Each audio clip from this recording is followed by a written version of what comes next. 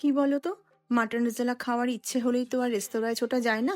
তাই বাড়িতেই রেস্তোরাঁর মতো কুকারে মাটন রেজালা করে নিলাম।